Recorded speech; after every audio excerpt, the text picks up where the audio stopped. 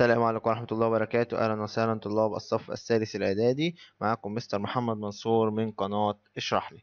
النهاردة كده بإذن الله هناخد معانا المراجعة بتاعة تالتة إعدادي مع بعض. قبل بس ما نشرح المراجعة في حاجات عاوزة أنبهكم ليها وفيديوهات لازم تشوفوها قبل ما تشوفوا المراجعة ديت علشان تعرفوا تذاكروا صح، وإن شاء الله تقفلوا الامتحان بكل أريحية ويبقى الامتحان سهل معاكم بإذن الله. هنفتح مع بعض صفحة قناة اشرح لي بتاعتنا. هتنزل كده هتلاقي احنا مرتبينها تالتة ثانوي وتانية ثانوي وأولى ثانوي تالتة إعدادي. هتشوف تالتة إعدادي اللي هي السنة الدراسية بتاعتك. احنا عاملين لك الإنجليزي وادي الدراسات وادي العلوم. هتروح طبعا داخل على قائمة العلوم بتاعتنا، هتلاقي عندك اهوت الدروس شرحنا كلها. ده طبعا درس أساسيات لكل اللي احنا خدناه في تانية اعدادي وفي اولى اعدادي، بس طبعا ده مش وقته خالص، تبقى تشوفه في الاجازة. بعد كده عندنا اهوت ادي الدروس بتاعتنا كلها درس درس. لو انت طبعا ما شفتش اي درس فاتمنى ان انت تشوفه علشان تعرف الدرس بيتكلم عن ايه وتعرف تبقى مذاكره كويس جدا. تعال نشوف المهم اللي انا كنت عاوز اقول لكم عليه، اللي هو انا عامل مراجعة لكل وحدة لوحدها، ودي مهمة جدا جدا جدا. عامل لك مراجعة ماسك الوحدة كاملة، مش سايب فيها حرف. عامل لها مراجعة شاملة لكل وحدة لوحدها. ادي الاربع وحدات بالاربع مراجعات بتاعتهم.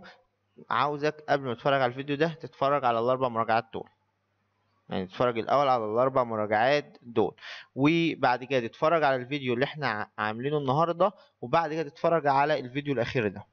يبقى انت كده قدامك 6 فيديوهات. لو انت قعدت وركزت فيهم انت ان شاء الله داخل مقفل الامتحان، يعني باذن الله انت داخل خلاص مش عاوز اي حاجه تانية. فيا شباب نراجع على الاربع فيديوهات دول، نسمعهم كويس جدا بتركيز. بعد كده نسمع فيديو النهارده اللي انا هشرحه برضو النهارده مراجعه برضو معاكم على المنهج كامل. وبعد كده نسمع الفيديو الاخير ده اللي هو بتاع كتاب المدرسه، الامتحانات بتاع كتاب المدرسه طبعا بتبقى مهمه جدا جدا جدا. تعالى يلا بينا بقى نشوف النهارده المراجعه بتاعتنا هنحلها ازاي وهنمشي فيها ازاي. مراجعتنا النهارده هتبقى عباره عن اسئله بس، وانا بحل الاسئله هتلاقيني بشرح لك المنهج. يعني انت المراجعه ديت هتاخد معانا وقت. ليه؟ الاسئله ممكن نحلها في ثانيه، مش هتاخد معانا وقت. بس وانا بشرح السؤال لازم اشرح الحته اللي جنب السؤال كلها. بعباره اخرى اللي هو بنقولها كده بطريقتنا اللي احنا بنجيب المنهج راسه على رجله، اللي هو بنغربل المنهج. بنجيب المنهج كله، نخلي المنهج كله عباره عن درس واحد بس. يعني احنا عاوزين نوصل ان المنهج كله يبقى عبارة عن درس واحد بس، وده ان شاء الله هتشوفوه النهارده. وبعد ما تخلصوا الاربع فيديوهات اللي انا كنت لسه قايل لكم عليه وتشوفوا الفيديو بتاع النهارده وتشوفوا الفيديو بتاع الاخير، هتلاقوا ان انتوا المنهج كله عبارة عن درس واحد بس. تعالى كده بقى نبدأ مع بعض، يلا بينا. اول سؤال، اختر الإجابة الصحيحة مما بين الإجابات المعطاة. عند تسخين هيدروكسيد النحاس نحصل على هيدروكسيد النحاس اللي هو CuOH باي 2. ده هيدروكسيد النحاس. لما بسخنه بيديني اكسيد النحاس وميه اللي هو CO و H2O. يبقى اي هيدروكسيد فلز هيديني اكسيد الفلز ويصعد بخار الماء او يتفضل الميه. يبقى اي هيدروكسيد فلز، مش لازم هيدروكسيد النحاس، هيدروكسيد الصوديوم، اي هيدروكسيد فلز يدي لك الاكسيد ويبقى ناقص مين؟ الميه. زي ده كده. يبقى عند تسخين هيدروكسيد النحاس نحصل على اكسيد النحاس وبخار الماء. انت تسخين هيدروكسيد النحاس بنحصل على اكسيد النحاس وبخار الماء. رقم 2، تحدث تفاعلات الإحلال عندما يحل. الإحلال ده بيحصل إمتى؟ لما بقى عنصر عندي أكثر فاعلية بيحل محل عنصر آخر أقل منه فاعلية، اللي هو سلسلة النشاط الكيميائي. سلسلة النشاط الكيميائي ترتيب العناصر ترتيبا تنازليا حسب درجة نشاطها الكيميائي. حسب درجة نشاطها الكيميائي. لقياس شدة التيار الكهربي المار في دائرة ما. عاوز اقيس شدة التيار الكهربي لازم اقيسها بالاميتر. اما الفولتميتر ده بيقيس فرق الجهد. الباروميتر طبعا مش عليك، ده بتاع الضغط ده، والبيروميتر برضو مش عليك. ماشي يا شباب. لقياس فرق الجهد بين طرفي موصل يستخدم جهاز كنا لسه بنقول ان هي فرق الجهد اللي هو الفولتميتر. اما شدة التيار بيستخدم مين؟ الاميتر. اما المقاومة طبعا الاوم ميتر. تتغير قيمة مقاومة موصل كهربي في دائرة كهربية عندما نغير الابعاد، الطول بتاع المقاومة. نغير الطول بتاع المقاومة، فالمقاومة بتاعتي مالها؟ بتتغير برضه. تعال نشوف اللي بعدها. علل.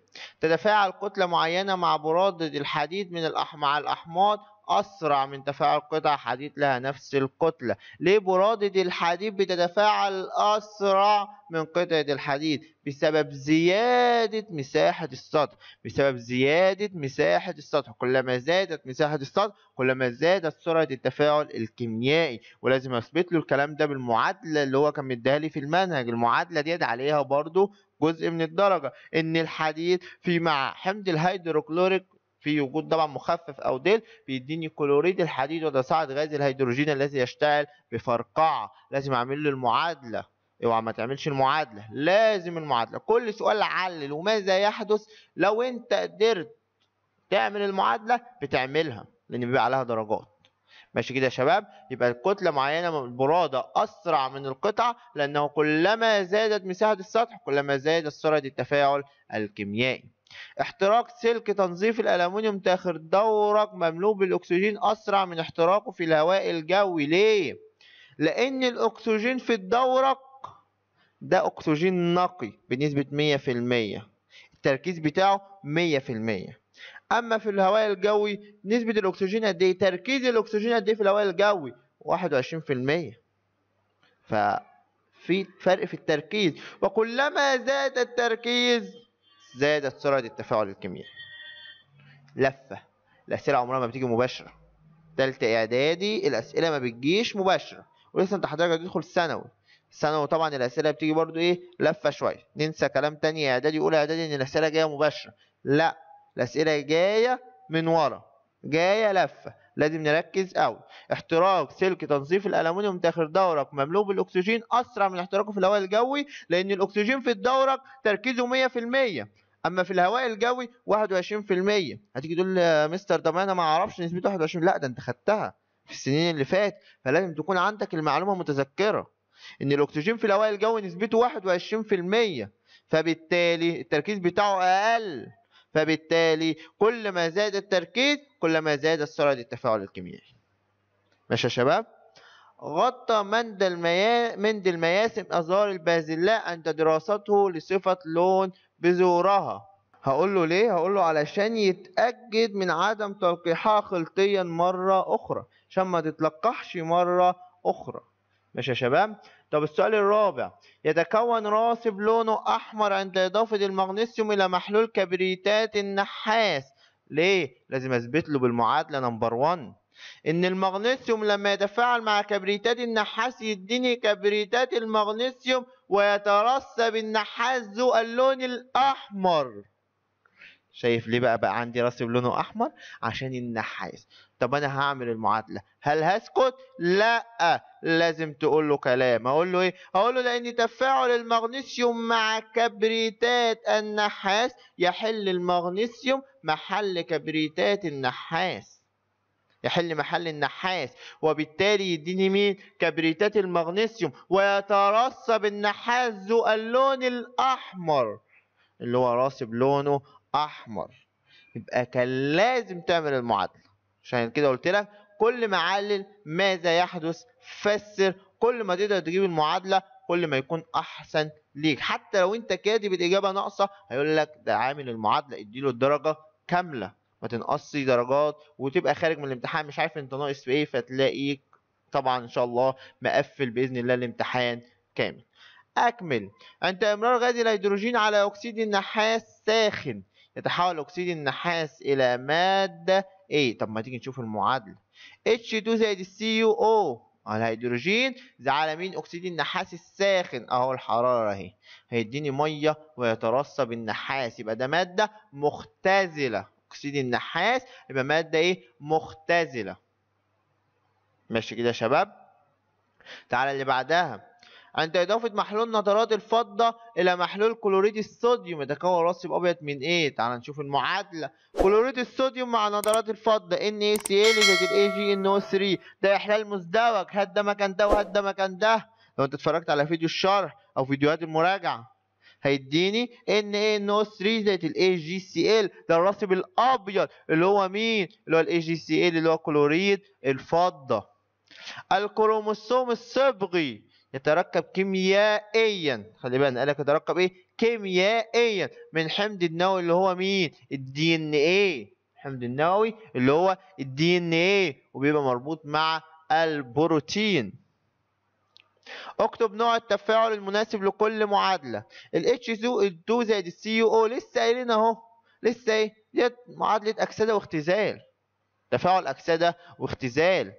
نوع التفاعل ده اللي انت هتعمل التفاعل ده نوعه ايه؟ اكسده واختزال، احلال بسيط، احلال مزدوج، انحلال حراري، الكلام ده بس. الكي او اتش زائد الاتش سي ال ايه ده؟ تقاعد او قلوي مع حمض اداني ملح وميه، ده ايه؟ ده احلال مزدوج وممكن تعمل ما بين قوسين تفاعل تعادل. ده يا مستر لا، تفاعل التعادل يا مستر كان ان اي او اتش زائد الاتش سي ال يديني ان اي سي ال زائد الاتش 2 او. ايوه ما هو حمض مع قاعدة يديني ملح ومية. ادي الحمض قدامي اهوت، وادي القاعدة يداني ايه؟ اداني ملح ومية. هيقول لي لا عمر، يبقى ممكن اقول احلال مزدوج وبين قوسين اقول ايه؟ تفاعل التعادل. ان ايه 2 ان ايه زائد 2 اتش سي ال يديني 2 ان ايه سي ال زائد الاتش 2 ده احلال بسيط. عنصر حل محل عنصر بسبب متسلسلة النشاط الكيميائي، ما ننساش ديت بالذات. مسائل: إذا كان فرق الجهد بين طرفي موصل 6 فولت وكان شدة التيار المار خلال الموصل 5/10 أمبير نص أمبير، فكم تكون شدة التيار المار في هذا الموصل إذا وصل بطرفي مصدر جهد قدره 12 فولت؟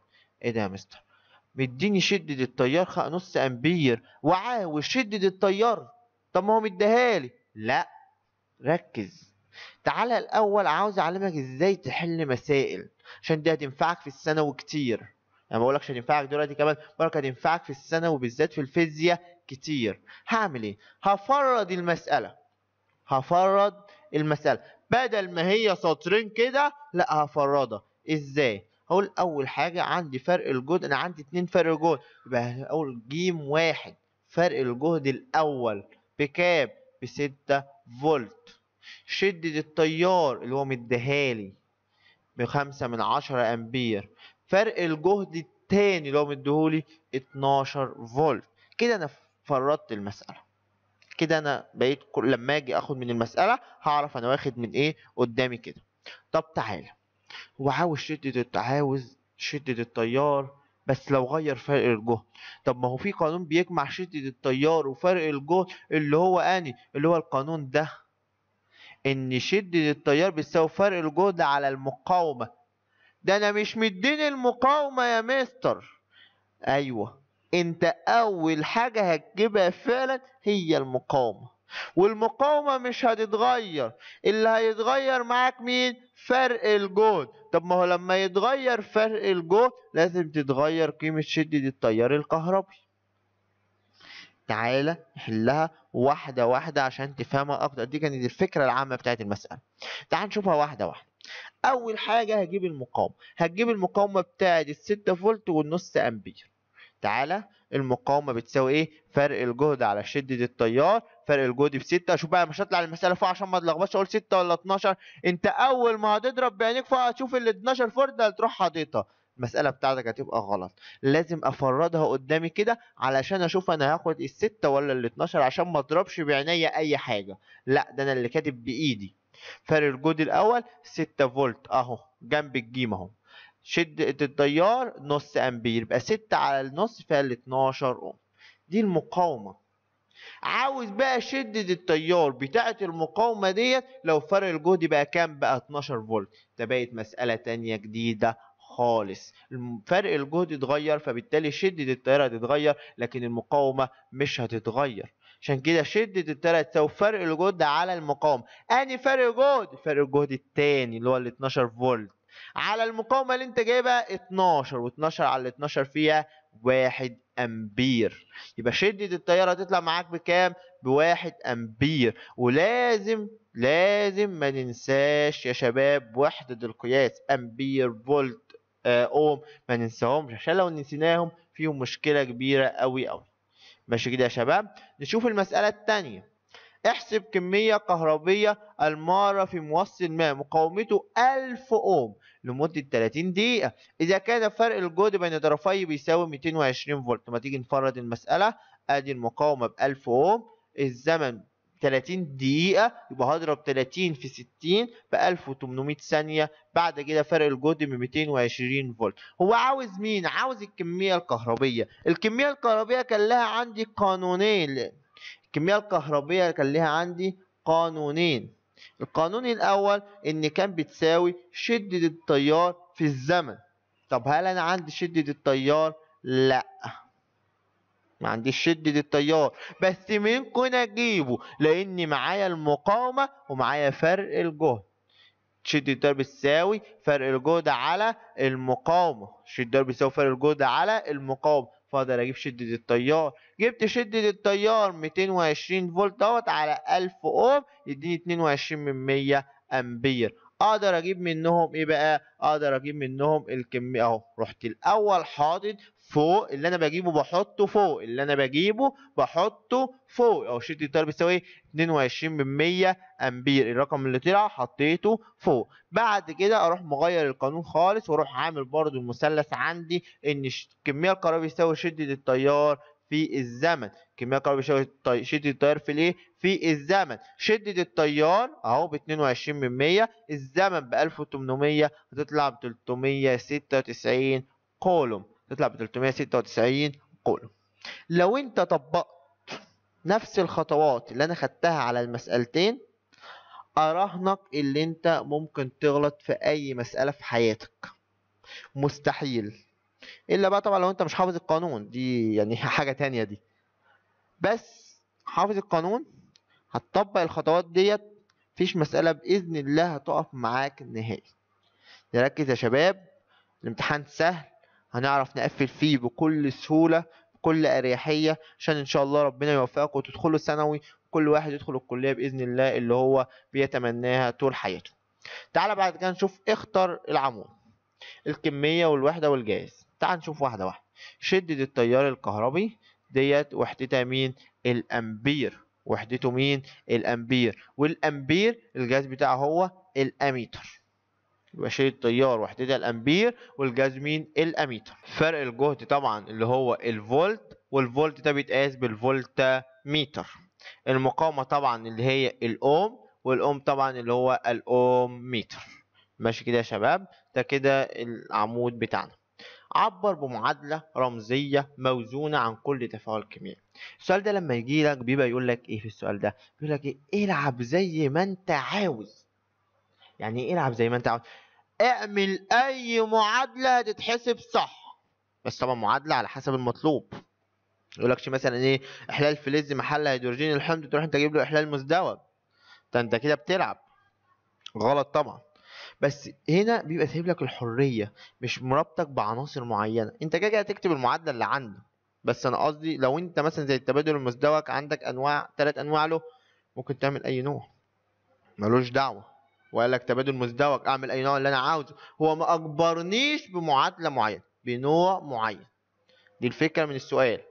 ماشي كده يا شباب؟ اللي هو بقول لك العب، اللي هو انت عندك مثلا 3 انواع فانت تعمل النوع اللي انت عاوزه. تعال نشوف مع بعض. احلال فلز محل هيدروجين الحمض المخفف، ممكن تجيب ال Na، ممكن تجيب ال ZN، ممكن تجيب ال Al، ممكن يعني المعادلات اللي عندك. طبعا محدش يجيب لي الCu، محدش يجيب الCu. الCu ما بتحلش محل هيدروجين الحمض، فهيدي لك لا يحدث تفاعل. ما تبقاش ذكي وتعمل لي الCu عشان ما يبقاش لا يحدث تفاعل. غلط، غلط. وعاوز ان الفلز هيحل محله، ما قالكش مش عاوزه ما يحلش محله. ماشي يا شباب. يبقى 2 ان زائد 2 اتش 2 او يديني 2 ان اي او اتش زائد الاتش 2. ده احلال فلز محل هيدروجين الحمض. طب احلال فلز محل اخر في محاليل املاح اللي هو زائد ام جي والسي يو اس او 4 يديني ام جي اس او 4 زائد السي يو. التبادل المزدوج عندي هنجيب معادله التعادل، يعني رقم 3 ورقم 4 هنخليهم معادله واحده. هل يقدر يقول لي حاجه؟ لا. طب ما هو التعادل ده تبع التبادل المزدوج. صح. HCl حمض زائد القاعدة اللي هو ال NaOH يديني NaCl زائد ال H2O. حمض مع قاعدة يديني ملح ومية، وده برضو تفاعل التعادل. بعد كده أكمل المعادلات. 2Hg زائد ال O2 ده انحلال حراري يبقى 2HgO. 2HgO.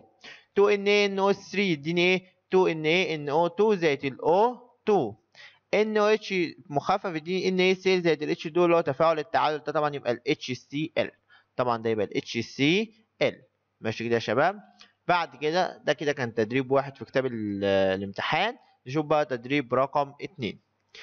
تنحل نترات الأمونيوم بالحرارة. نترات الأمونيوم دي مش عندكم، بس أي نترات بتتحل إلى نيتريت وأكسجين. النترات بتتحل إلى نيتريت وأكسجين، ورحت أجيب لكم المعادلة بتاعتها أهو. نترات الأمونيوم NH4 NO3 تحل النيتريت NH4 NO2 زائد ال O2 بتاعتها. ماشي كده يا شباب. انا جبت لكم المعادله اهي برضو عشان تبقوا عارفينها. بس اي نترات تتحل الى نيتريت واكسجين، نيتريت الفلز واكسجين، دي قاعده عامه. ماشي يا شباب. يبقى يتحل الى نيتريت الامونيوم زائد مين؟ الاكسجين. CO3 هتديني CuO زائد CO2 اكسيد النحاس وساعة غاز ثاني اكسيد الكربون الذي يعكر ماء الجير الرائق. السي يو اتش باي 2 يديني سي يو او والاتش 2 او والميه. تعال نشوف المعادله دي. 2 ال يديني 2 ال سي ال 3. ده دي بتاعه الاكسده والاختزال زائد ال 6 اتش سي ال يديني 2 ال سي ال 3 زائد 3 سي ال 2. والمعادله دي مطبقه في حاجتين، اكسده واختزال، وايضا برضو مطبقه معايا في احلال فلز محل هيدروجين الحمض، يعني موجوده مرتين. ماشي كده يا شباب. نقص هرمون ن بيسبب القزامة، طبعا هرمون النمو، وزيادة هرمون النمو يسبب العملاقة يبقى عملاق. يبقى لو زود هرمون النمو يبقى عملاق، لو نقص هرمون النمو يبقى ايه؟ قزم، اللي هو مرض القزامة. ده علامة صح. الكولوم هي وحدة قياس فرق الجهد؟ لا طبعا. وحدة قياس فرق الجهد اللي هي الفولت. اما الكولوم وحدة قياس الكمية الكهربية. نقص افراز هرمون الثيروكسين يسبب التضخم الجحوظي؟ لا طبعا، ما بيسببش مرض التضخم الجحوظي. امال بيسبب مرض ايه؟ الجويتر البسيط. بيسبب مرض الجويتر ايه يا شباب؟ البسيط. ماشي يا شباب. اما الجويتر الجحوظي ده بسبب زياده هرمون الثيروكسين. يبقى لو قال لي ممكن هنا ابدل حاجتين، اقول له زياده افراز هرمون الثيروكسين ده اللي بيسبب التضخم الجحوظي، اما نقص افراز هرمون الثيروكسين ده بيسبب الايه؟ الجويتر البسيط. ماشي كده. تتحول الطاقه المغناطيسيه الى طاقه كهربيه في العمود الجاف؟ لا طبعا. في العمود الجاف طبعا ما بتتحولش الطاقه المغناطيسيه الى طاقه كهربيه. امال بتتحول لايه يا شباب؟ فكر كده معايا. بتتحول لايه؟ طبعا الطاقه الكيميائيه هي اللي بتتحول لطاقه كهربيه. الطاقة الكيميائية، ودي في الخلايا الكهروكيميائية، وده طبعا بيديني تيار كهربي مستمر. أما لو شفنا إن في المولدات الكهربائية، المولدات الكهربائية إن الطاقة الحركية هي اللي بتتحول للطاقة الكهربية، ودي طبعا بيبقى في الدينامو، وده طبعا برضه بيعمل لي تيار متردد. يعني إيه تيار متردد؟ يعني تيار متغير الشدة والاتجاه، ملوش شدة معينة ولا اتجاه معين. ماشي كده يا شباب. رقم 4. تفاعلات الأكسدة والاختزال تحدث كل منها منفردة؟ لا، ده دول عمليتان متلازمتان، واحد يحصل له أكسدة يبقى التاني يحصل له اختزال في نفس الوقت. الأكسدة والاختزال عمليتان متلازمتان وتحدثان في وقت واحد، هو ده الكلام اللي أنا كنت لسه بقوله. ماشي كده يا شباب. السؤال الرابع. ماذا يحدث عند تلقيح أزهار بازلاء تنتج بذور صفراء هجين مع بعضها؟ لما بتلقح أزهار البازلاء اللي هو لونها أخضر ولونها أصفر بتدي لك كله أصفر هجين. ليه؟ لأن أقوله لأن اللون الأصفر هو الصفة السائدة على اللون الأخضر، لأن اللون الأصفر أو اللي هو البذور اللي لونها أصفر دي بتسود أو هي الصفة السائدة على اللون الأخضر. رقم 2، تعرض جسم الإنسان إلى جرعات إشعاعية كبيرة خلال فترة زمنية قصيرة، ده هيحصل إيه؟ طبعا ده هيحصل يؤدي إلى تدمير الطحال والجهاز الهضمي والجهاز العصبي المركزي، طبعا بيدمر حاجات كتيرة أوي. رقم 3، تسخين كمية من أكسيد الزئبق الأحمر هيديني زئبق وأكسجين، هيديني زئبق وأكسجين. تسخين كمية من كبريتات النحاس هيديني ايه؟ طبعا ولازم برضو تكتب المعادلة، لازم نكتب المعادلة. تسخين كمية من كبريتات النحاس اللي هو CuSO4 هيديني أكسيد النحاس ويتصاعد SO3. بعد كده سؤال تعلل، لا يتفاعل الذهب مع الأحماض لأن الذهب بيلي الهيدروجين في متسلسلة النشاط الكيميائي تحت الهيدروجين، فبالتالي لا يحل محله. استخدام العوامل المساعدة في بعض التفاعلات الكيميائية، في عوامل مساعدة بتستخدم عشان تسرع من سرعة التفاعل الكيميائي أو تبطئ من سرعة التفاعل الكيميائي. يعتبر عنصر اليورانيوم من العناصر المشعة. ليه عنصر اليورانيوم ده بعتبره من العناصر المشعة؟ لأنه من العناصر اللي الأنوية بتاعتها بتحتوي على عدد نيوترونات زيادة عن العدد الذري بتاعها، يعني في عدد نيوترونات أكبر من العدد اللازم لاستقرارها. ماشي كده يا شباب؟ اختيار مندل لنبات البازلاء لإجراء تجاربه، وده احنا قلنا عليه سؤال مهم أوي أوي أوي، إن احنا ليه اخترنا البازلاء بالذات؟ وقلنا علشان 6 حاجات. أول حاجة سهولة زراعة النبات وسرعة نموه، قصر دورة حياة النبات، إظهار النبات بتبقى خنثى وبالتالي ممكن تتلقح ذاتي، سهولة تلقيحه صناعي، بيتلقح صناعي سهل جدا بواسطة الإنسان، وإنتاج النبات لأعداد كبيرة أو من أفراد الجيل الأول، يعني ما بدكش واحدة ولا 2، لا ده بيدي أعداد كبيرة جدا جدا جدا.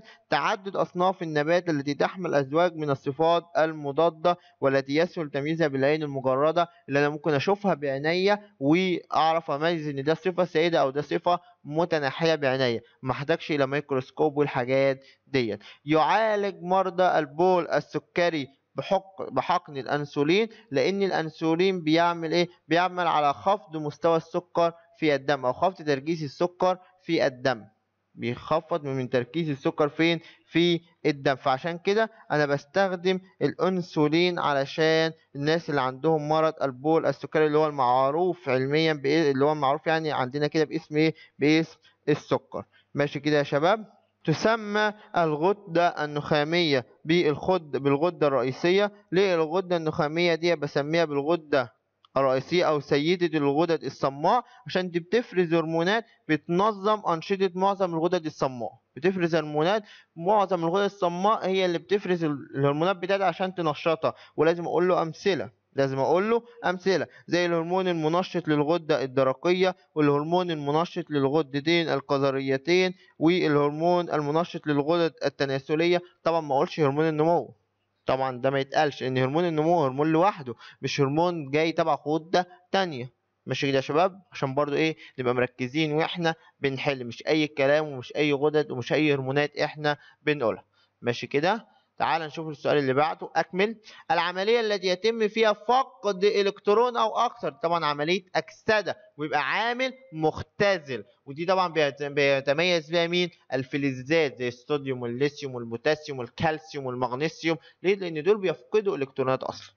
ماشي كده يا شباب؟ في تفاعلات نوع يتفكك المركب إلى عناصره الأولية. في تفاعلات الانحلال الحراري المركب يتفكك إلى عناصره الأولية. المادة التي تعطي الأكسجين أو تنتزع الهيدروجين تسمى العامل المؤكسد. نركز قوي عشان في ناس ممكن تقول لك العامل المختزل.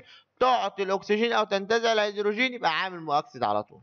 في بداية التفاعل الكيميائي تكون نسبة تركيز المتفاعلات 100%، أما في النهاية تكون 0%. أما النواتج في البداية تكون 0%، أما في النهاية تكون 100%. دي النواتج، خلي بالك. المركبات التساهمية بتكون أبطأ في تفاعلاتها من المركبات الأيونية، لأن المركبات التساهمية ما بين الجزيئات وبعضها، أما المركبات الأيونية بتبقى ما بين الأيونات وبعضها. معدل التفاعل الكيميائي بيزداد بارتفاع درجة الحرارة، كل ما تزيد درجة الحرارة كل ما تزداد سرعة التفاعل الكيميائي. وحدة قياس الكمية الكهربية هي الكولوم. وحدة قياس المقاومة الأوم. مين اللي بستخدمه عشان اقيس المقاومة؟ طبعا الأوم ميتر هو اللي بستخدمه. أما لو قال لي التيار الكهربي أقول له الأميتر، الواو دي بتفرق. أما لو قال لي فرق الجهد أقول له الفولتميتر. نركز. الكروموسوم يتركب كيميائيا من حمض نووي اللي هو الدي ان ايه، وبيرتبط مع البروتين. هرموننا لما بترتفع نسبة سكر الجلوكوز في الدم طبعا لازم هرمون الانسولين او الانسولين. ليه؟ عشان هو اللي ينزل السكر تاني. السكر ارتفع عاوز انزله تاني، اروح مديله انسولين يروح منزله تاني، يخزنه على هيئة جلوكاجون. ماشي كده يا شباب؟ شوف السؤال اللي بعده. يتوقف معدل التفاعل الكيميائي على 4 حاجات: التركيز، درجة الحرارة، طبيعة المتفاعلات، العوامل الحفازة. زيادة إفراز هرمون النمو في مرحلة الطفولة يؤدي إلى الإصابة بالعملاقة. نقص إفراز هرمون الأنسولين يؤدي إلى الإصابة بالبول السكري. تنتج الأعمدة الكهربية تيار مستمر. أما المولدات الكهربية دي بتنتج تيار متردد، وإحنا لسه قايلين الفرق ما بين المستمر والمتردد، إن المستمر ثابت الشدة والاتجاه، أما المتردد متغير الشدة والاتجاه، بيتغير على طول. التيار الكهربي يتولد من الدينامو نتيجة تحويل الطاقة الحركية إلى طاقة كهربية. هيدروكسيد النحاس لسه كنا احنا حالين المعادلة بتاعته ورا، اللي هو CuOH باي 2 يديني ايه؟ يديني اكسيد نحاس وميه، CuO زائد ال H2O. ال CuCO3 هيديني ايه؟ CuO زائد ال CO2 ثاني اكسيد الكربون الذي يعكر ماء الجير الرائق. نفس المعادلة ايه؟ متكررة تاني، 2Al زائد 6HCl يديني 2AlCl3 زائد 3H2. اوزن المعادلة بتاعتك كويس. نقص إفراز هرمون نقط في مرحلة نقط يسبب القزامة. نقص إفراز هرمون النمو في مرحلة الطفولة بيسبب القزامة، مرض القزامة. التفاعل الكيميائي هو ايه؟ واخدينه من اولى اعدادي وانا عمال بقوله ليك من ساعة اولى اعدادي. هو كسر الروابط الموجودة في جزيئات المواد المتفاعلة وتكوين روابط جديدة في جزيئات المواد الناتجة من التفاعل. ده التفاعل الكيميائي. الطاقة النووية بتستخدم في مجال ايه؟ طب. طبعا بتستخدم في مجالات كتير. طب في مجال الطب بتستخدم في حاجتين: في تشخيص بعض الامراض وعلاج بعض الامراض. تشخيص وعلاج بعض الامراض. بس انت عندك ما عندكش في الطاقه النوويه في مجال الطب اللي هم ايه؟ تشخيص وعلاج بعض الامراض. هتقول لي ما هو دول حاجه واحده، اقول لك لا، ده هو بيشخص الاول بعد كده بيعالج. فبقى عندي حاجتين مش حاجه واحده. ماشي كده يا شباب؟ عشان بس اللي عندك في الكتاب، انا مش عايز اخرج لك بره الكتاب، علشان في بعض المدرسين هم بيعلموا يقول لك لا الكلام ده مش موجود في الكتاب، فالكلام ده يبقى غلط. احنا عاوزين كل كلمه بنقولها تكون موجوده في كتاب المدرسه. لازم يبقى هنقول تشخيص بعض الامراض وعلاج بعض الامراض. لحد هنا كده يا شباب، وهنقف لحد هنا، وان شاء الله هيبقى في فيديو كمان. انا كنت قايل لكم هيبقى عندنا فيديو واحد بس احنا شفنا ان الوقت هيكبر جدا، كنا نقسمهم على فيديوهين علشان الوقت ميبقاش كبير. فان شاء الله الفيديو ده هنوقفه لحد هنا، وان شاء الله المرة الجاية هنكمل بقية طبعا ان شاء الله من اول اسئله الاختيارات زي ما موجود عندكم في كتاب الامتحان. هنكملها ان شاء الله الفيديو الجاي، فتابعوني الفيديو الجاي ان شاء الله. هتلاقوا الفيديوهين نازلين مع بعض باذن الله، بس عشان الوقت ما يبقاش كبير جدا فيبقى نص ساعه مثلا ونص ساعه، علشان ايه؟ تعرفوا تاخدوا بريك برضو في النص. ان شاء الله اشوفكم في الفيديو الجاي يا شباب، والسلام عليكم ورحمه الله وبركاته.